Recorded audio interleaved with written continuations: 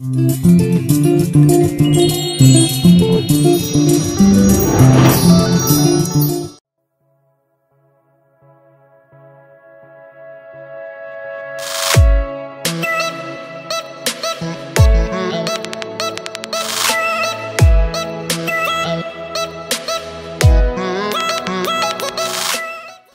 تشوفي البنات لابسه ايه في الصيف؟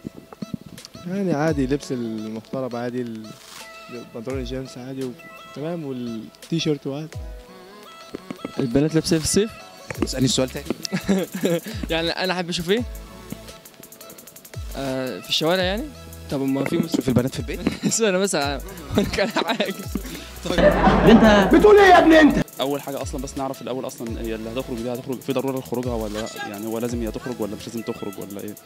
ماشي. وبعد كده لبسها يعني اول حاجه اللي في دماغه اصلا حاجه عايز يعملها مش هتفرق مع الظروف اللي حواليه. ماشي، يعني مهما كانت الظروف صعبه او كده، واحده مثلا هي في دماغها عايزه تستر نفسها وعايزه تلبس كويس، مش هتفرق معاها الجو حر ولا مش حر. هو محدش يعني انا ما ينفعش اجاوب على السؤال ده، لان لو جاوبت هبقى حاطط نفسي في مكان الحكم، فانا ما بحكمش على حاجه، ما اقدرش احكم على البنت تلبس ايه، لان البنت تلبس اللي هي عايزاه طالما اللي هو اللبس العادي بالظبط. العادي ده برضو ده حاجه نسبيه، يعني انت لا، حاجه نسبيه، اللبس اللي هي عايزاه سواء انت شايفه عادي او لا، اللبس اللي هي عايزاه. ما في مسلم في مسلم وفي مسيح، في مسلم وفي مسيحي طبعا. يعني لما اشوفهم يعني الصيف طبعا، او اشوف بنت تبقى مثلا لابسه لبس يعني مش ساترها قوي، فده بيتعبني انا شخصيا. واللبس اللي يناسب مثلا عاداتنا احنا كمصريين فقط.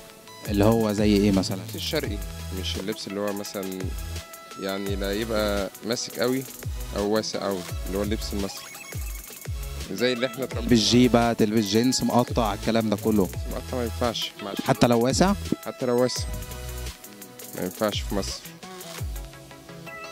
بص حضرتك، اللبس بشكل عام هو حريه شخصيه، بس في عادات وتقاليد احنا بنرتبط بيها في المجتمع المصري.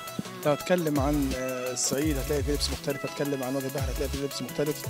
اللبس مش معنى اني خلاص اوحد زي موحد، زي ما بنتكلم عن النقاب، بنتكلم عن الخمار، لا انا ضد الفكره دي كلها جدا، كل جزء يعني. الاساس في اللبس هو الحريه الشخصيه.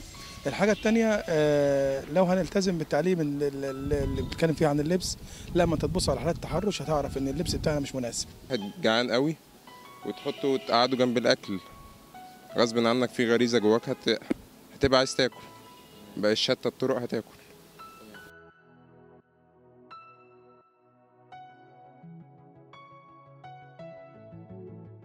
تلبس تي شيرت؟ قميص عادي بس كده. يعني الحاجه اللي بتشمئزك في البنت وهي لابسه؟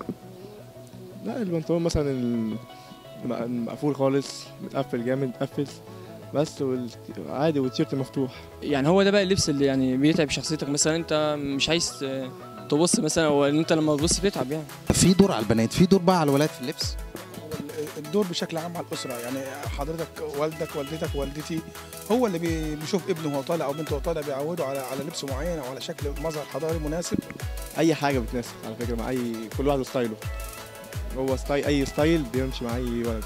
ولاد مثلا هو يعني اللي هو العيال بتاع اليومين دول يلبس لي شورت فوق الركبه ويقطع لي الشورت بتاعه، ناقص يمشي بالشورت في الشارع.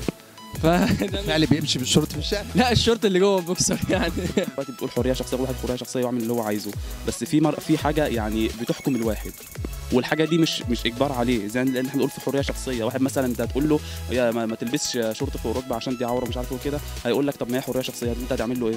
خلاص انت حر. هو الموضوع يمشي من ناحيتين برضه، هو كل واحد برضه يعمل اللي هو عايزه، المفروض كل واحد يعمل اللي هو عايزه طالما هو ما بيأذكش. انت لو مش عاجبك لبس حد ما تبصش.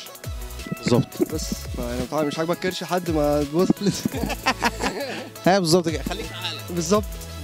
على فكره انتوا بتلبسوا لينسز دلوقتي ليه؟ ما تقوليش انا مالي انا. لابس ليه يا برنس؟ مش لابس لينز. فكره حريه، رد بقى. هو ده ماشي. الاخ اللي بيحط الماسكارا بيحط الماسكارا ليه؟ واللي بيحط الرجاجو بيحط الرجاجو ليه دلوقتي؟ واللي بيلبس حلق بيلبسوا حلق ليه؟